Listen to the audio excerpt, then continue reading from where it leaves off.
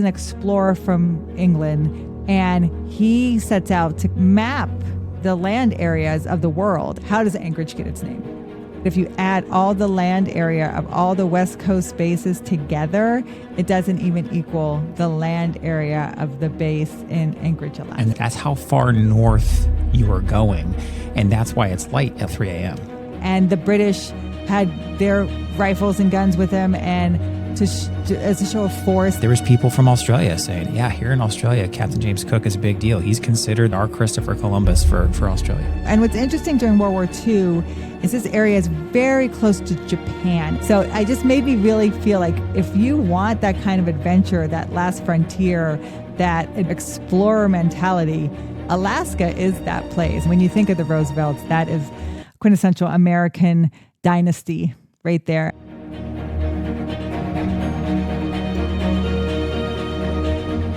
Welcome to Talk with History. I am your host, Scott, here with my wife and historian, Jenn. Hello. On this podcast, we give you insights to our history-inspired world travels, YouTube channel journey, and examine history through deeper conversations with the curious, the explorers, and the history lovers out there. We're talking about your recent trip back in April, a couple months ago, to Alaska. And so for folks who may not be familiar with the charity work that you've been doing with this nonprofit organization called Pinups for Vets, that gave you the opportunity to go out to Alaska, and you took advantage of that to do some kind of history side trips. Tell us a little bit about that. So Pinups for Vets is a nonprofit where they make a calendar, and every girl in the calendar is a veteran. And I was a part of the 2025 calendar. I miss October. I'm the only Navy veteran in that calendar. And it's great because October is the Navy's birth month. And it's the Navy's 250th birthday this year, which I'm super proud to represent and be a part of. And what happens is after this calendar is made, we will visit veteran homes and veteran hospitals, and we sign the calendar for free to patients and veterans there.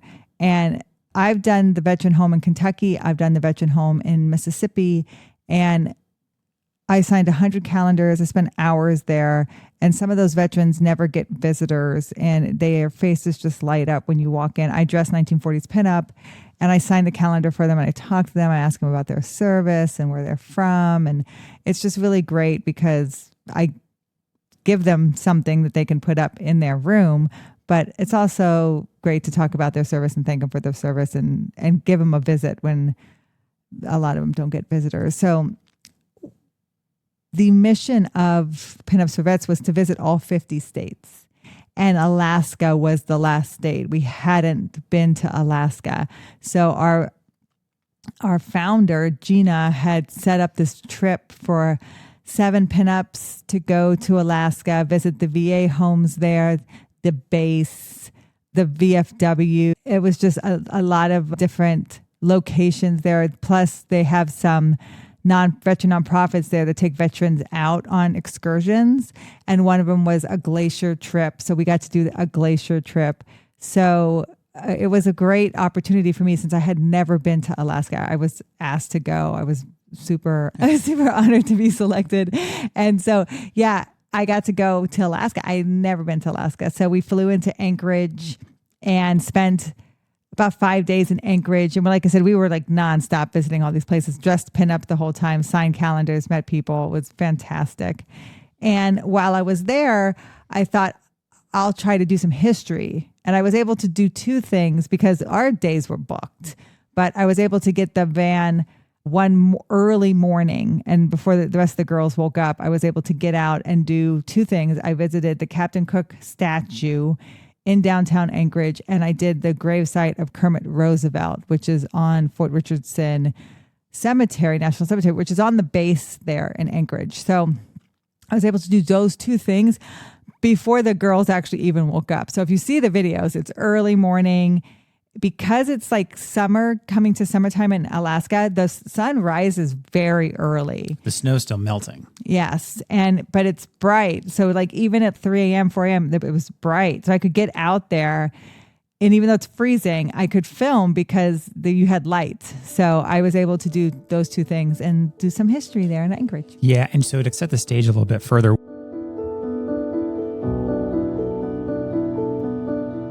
one of the cool things that as we've been doing Walk with History, the YouTube channel, and Talk with History, this podcast, as we've been doing that, we've been, I don't know if building a business out of it is really the best way to describe it, but looking for opportunities. And Pinups for Vets was one of these opportunities. It's like something that we've been doing this channel, and you've got an opportunity to work with a nonprofit and going out there doing something that we do care about, like talking to veterans and visiting veterans.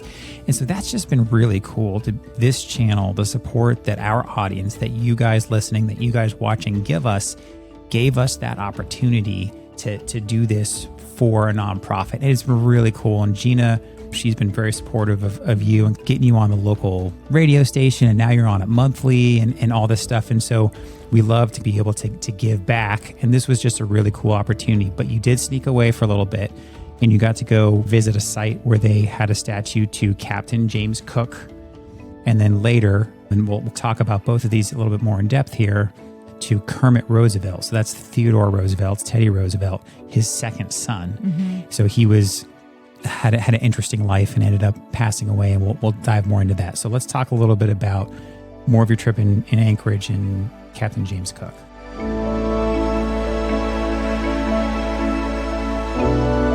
So when it comes to Captain Cook, I knew a little about him. He's not as well known in America as we come to find out the Australians know him. So he is an explorer from England, and he sets out to map and the land areas of the world. And he's looking for a Northwest Passage. That's what his third voyage is. He does 3 voyages.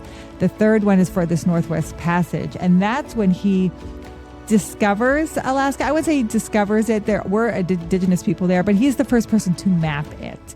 And he's mapping the coastline. And he comes to this inlet, which is now named Cook Inlet, and anchors and sends, he doesn't go himself, but he sends his first in command to the land to see who's out there and what kind of topography is out there. And because he anchored in that inlet, they named the town Anchorage in his honor. And so that's how I basically did his statue. That's how I basically found it and did the story. Because I was like, let's go to the basics. How does Anchorage get its name?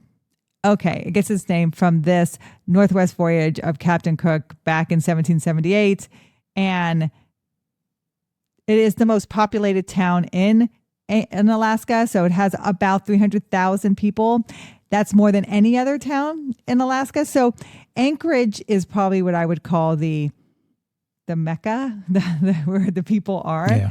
And because they have a huge base there, I mean, the base there is so big, they said if you add all the land area of all the West Coast bases together, it doesn't even equal the land area of the base in Anchorage, Alaska. And that's Fort Richardson? Fort Richardson. Yeah. And so one of the interesting things, right, and Jenn kept telling me before she went, and then while she was there, and after she came back, she felt bad that she went without me. I know. Because it's somewhere that I've always wanted to go. And I had a climbing friend of mine that we had talked about going to try Denali, and never ended up doing that. But just the scale of Alaska compared to the regular United States. And I didn't really have a good grasp for it until you showed me your flight plan. Yeah. You're flying from Memphis, and you made your way to Seattle. And then from Seattle, okay, picture Seattle in your mind, those listening. It's another 4 to 5 hour flight from Seattle to Anchorage. That's how far north you are going. And that's why it's light at 3 a.m. Yeah. And I looked out the window flying across those little islands as you're going into Anchorage, because Anchorage is probably like middle Alaska on the south part. And so you're going to hit like Juneau and Sitka, like you're going to fly over all those little island inlets before you hit Anchorage. And so I'm looking out the window, and I've never been here. It is so mountainous and beautiful. And that's why I was so sad, because I knew Scott would love this. If you don't know anything about Scott, Scott is a mountain man at heart, and he loves the mountains. He loves to climb. He loves to camp. He loves to hike. Like, those are the things he loves. And I love him, so I go with him on some of those things.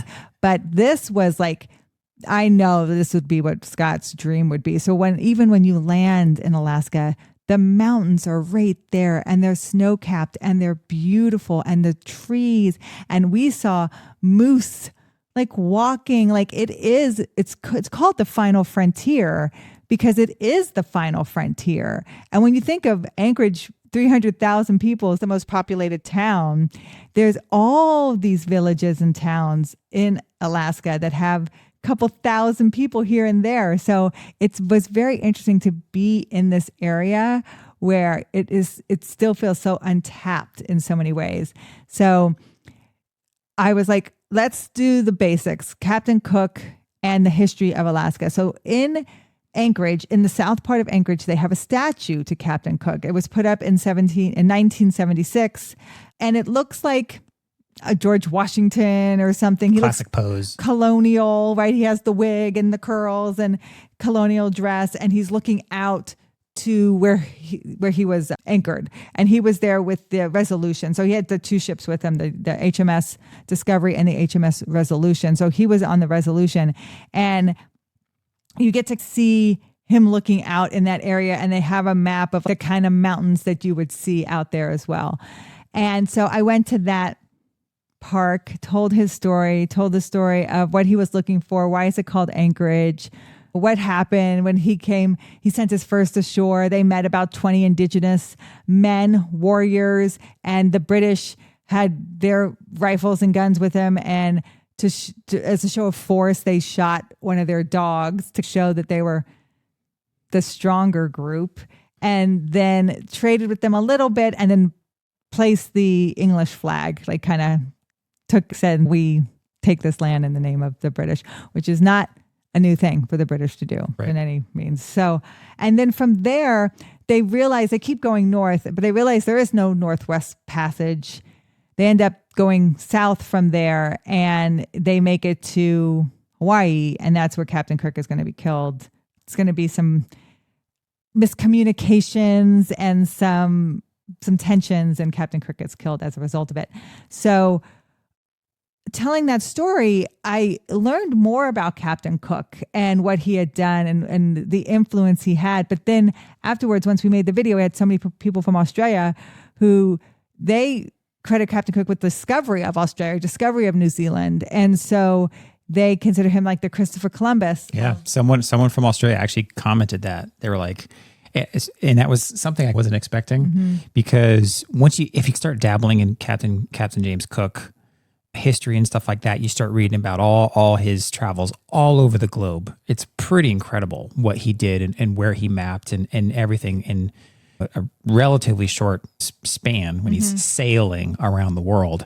But there was people from Australia saying, yeah, here in Australia, Captain James Cook is a big deal. He's considered the Christopher Columbus. He's our Christopher Columbus for Australia. Yeah. And he leaves on this voyage in July of 1776. So there's kind of like a little plaque there that says two big things happened in July of 1776. One is America declares their independence from the British, and another one is a British explorer goes looking for the Northwest Passage. And he gets to Australia right around it's like the summer, the end of 1778.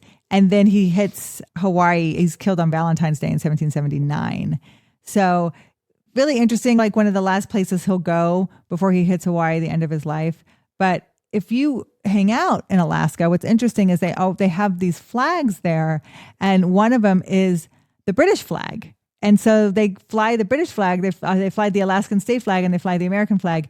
And they really hold on to this heritage of Captain Cook being there and planting that flag and Anchorage being named for it.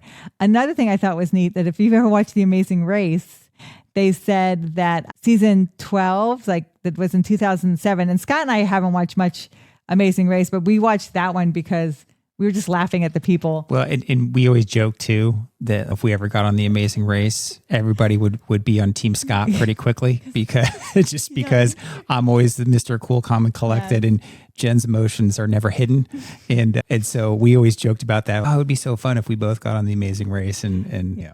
So this statue's in the finale of Amazing Race 12. Oh, that's cool. So they got to make it. I think they say something like Cook's Eye. Go to where Cook's Eye was or something like that, and people have to make it to this statue. That's cool. In Anchorage. So I thought that was neat. So just a little history, like in case you're ever on one of those races and you're like, oh, Captain Cook, he's associated with Anchorage. It's what it's named for. And he's the first person to map the coastline of Alaska. Yeah. And I think one of the interesting thing is he never actually stepped foot in Alaska. He sent his folks. They did their thing. And I can't imagine they were around for too long. Mm-mm. And then they took off. They took off looking for the Northwest Passage, and then eventually made a U-turn and went down to Hawaii. Now from there, I think you did this all in the same morning. I did the same. And so you went out to Fort Richardson, which is what you mentioned, just this massive, massive Army base.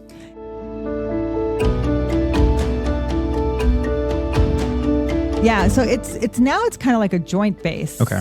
It's all the services are on this base because it's so much space and it's expansive. So it's like a joint base, but I think it was originally an Army Air Force base. And at the time when Roosevelt is there, it's an Army base. But you got to think like he's there during World War II. And what's interesting during World War II is this area is very close to Japan. If you think about the topography and you're looking at a map, you're not going to think Alaska, where is it in the world? It's very close to Japan. So they had a lot of contact with the Japanese for World War II. And so it was like the closest American place to Japan. And of course we were fighting with Japan. So that is why he's out there. He of course is Teddy Roosevelt's son. He's in World War I. Remember, his brother Quentin is killed in World War I. But for World War II, FDR sends him out there because he's works intel. He's done military stuff before, but he's also can get mixed in with the wrong group of people, and alcoholism really is influencing his life. So FDR feels if he can get him away from his bad influences in New York and get him to a far off place like Alaska where he can do work, where he could be useful, maybe those influences won't have as much impact on his life. Yeah. And Kermit Roosevelt had an interesting path. So he's the second of Teddy Roosevelt. So FDR. Second child of Teddy Roosevelt. Franklin Roosevelt, later president, FDR was his cousin. Mm-hmm. So that's how he ended up coming back. But not only did, he serve in World War I, but he had this kind of very well-known Amazon River of Doubt expedition that he did with his father. And you had mentioned how he actually preserved his malaria medicine or his, because they both caught malaria, and then he kind of gave it to his father to make sure his father lived. He's credited with kind of saving his father's life. Yeah. So Teddy Roosevelt has a wife named Alice. And if you remember correctly, she has they have one daughter, Alice, who's the crazy child. Remember Teddy was always I got to handle Alice, right? So his wife dies. I think it's the same day as his mother. And I remember he writes, "The light has gone out in my life" in this diary. So Alice only has one child. And then he marries again, Edith Kermit Roosevelt. And so that's where he has the rest of his children with his second wife. And so their first child is Kermit, after her maiden name. Yep. That's where he gets the name. And he is, for all intents and purposes, a presidential son. He goes to Harvard, completes 4 years of Harvard, and serves in the military. He's a successful businessman.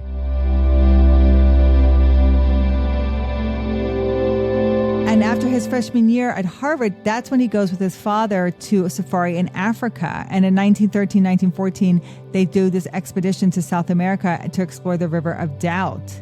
And the river has been renamed Rio Roosevelt. One branch is now named Rio Kermit. But it's on that expedition that his father and him both get malaria.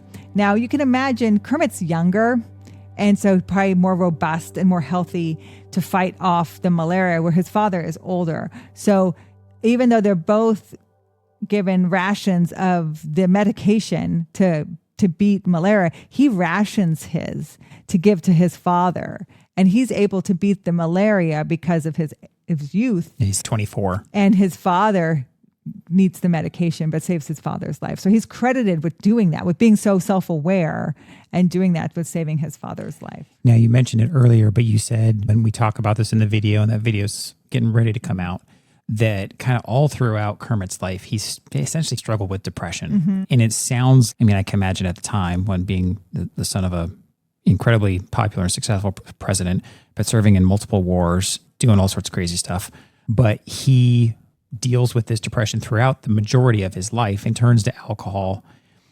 After World War I, he's doing business and he's doing what Roosevelts do. Like he's successful. He's running successful businesses. World War II comes back around. His cousin's now president. His cousin helps him out. I think he said brings him in. You said brings him in as like a major, an intelligence officer in the army. In the army, because he's good with these business. He's worked with Russia. He's worked with Finland. Like he does global business. And because he's used to global business, World War II is really about that negotiation and business. And so because he's so close with Russia, Alaska makes sense. And Russia at the time is a ally. So yeah, he goes to Fort Richardson as an intelligence officer to get out from the bad influences of his friends. And he's there for a little while, but he will die of a self-inflicted gunshot wound in June of 1943. So during the middle of the war. Yeah. And then they talk to his wife about, would you like to send him back home? She says that his father always said a tree should lie where it falls. And so she felt he should be buried there with his men where he fell. And so if you visit Fort Richardson, it's in Section A, one of the first graves. This whole cemetery started during World War II.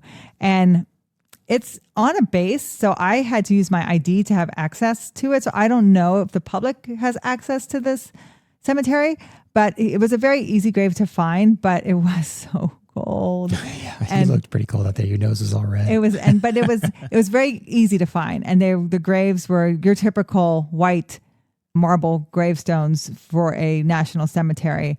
But what I also found interesting about this area was during World War II, they had some Japanese that were killed during some fighting, and the bodies, they buried the prisoner or the captured or the dead Japanese in Fort Richardson National Cemetery. They buried them there, and it wasn't until more recently they disinterred them and burned their bodies in more customs to their religion to release their souls, and then put their ashes back, and then they have a Japanese monument to them. So I found that for you as well, so you can see that. Yeah, in the part of the thing that I gave Jen a hard time is I wish I could have been there just to take B-roll, because the video was just astounding. Here I am trying to focus on Jen's face as she's talking, but the scenery behind her with the mountains and the trees, it was just absolutely stunning. So here's this national cemetery on this base with the Alaskan wilderness right behind her. It was just absolutely gorgeous. It was pretty cool. The cemetery feels like it's just in the middle of the Alaskan wilderness. And what's interesting is I've been to Quentin Roosevelt's grave because he's buried beside Theodore Jr. in the American Normandy Cemetery. His body was moved to be beside his brother because he dies in World War I, and Theodore Roosevelt Jr. dies in World War II. And here is another brother who dies in World War II, and his grave. So they're basically where they fell during their service. And so I thought that was very, honorable of the Roosevelt boys and of Teddy Roosevelt. He gave 3 sons to the war. When you think about this, as a president, he gave 3 sons to American wars. And I was able to visit their graves. So it was really neat. It was important for me to go there. I think Kermit Roosevelt is probably the more famous of all the graves in that cemetery, but it was very honorable to go there and to be in a national cemetery. I was the only person there. So when you're in Alaska, like when you think about it, a town of 300,000, how many people are on the base? Yeah. And then how many people, even when I drove there, I was like the only car for a long time. So it's one of those places that you really have got to be self-sufficient, because if something happens, like you're saving yourself. So I just made me really feel like if you want that kind of adventure, that last frontier, that explorer mentality, Alaska is that place. I really felt that there. Yeah, it was beautiful. I encourage you guys. I'll link the videos down below, but look into, I think there's plenty of books about Captain James Cook. In fact, I think I'm going to pick some up myself. But the learning about the Roosevelts and kind of what Teddy Roosevelt's sons did is been pretty fascinating. It was cool that you got to go visit Kermit, because here you are visiting Kermit in Alaska, then the other brothers all the way in France at Normandy. Yeah, so it's pretty wild where our opportunities have been able to get you to explore some of the history out there. Yeah, I'm very honored. I'm very honored to tell their story. I mean, when you think of the Roosevelts, that is quintessential American dynasty right there. And so to be able to visit the sons that have served of that family, it really was an honor for me. Yeah, no, it was beautiful. Again, I'll link it down below. For those listening, for our audience, if you guys want to support the podcast, you can go to talkwithhistory.com. There's a support link down below. If you want to leave us a tip, buy me a coffee, buy us a sandwich, buy us some gas money. Or if you want a little bit more resources, you can go to thehistoryroadtrip.com. I try to send out a newsletter occasionally, try to include some maps links to the locations where we visit. If you guys ever want to go visit these spots themselves, you can get a little bit more resources there. But thank you so much for listening, and we'll talk to you next time. Thank you.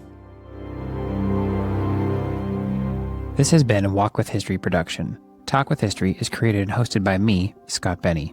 Episode researched by Jennifer Benny. Check out the show notes for links and references mentioned in this episode. Talk with History is supported by our fans at thehistoryroadtrip.com. Our eternal thanks go out to those providing funding to help keep us going. Thank you to Doug McLiverty, Larry Myers, Patrick Benny, Gail Cooper, Christy Coates, and Calvin Gifford. Make sure you hit that follow button in that podcast player, and we'll talk to you next time.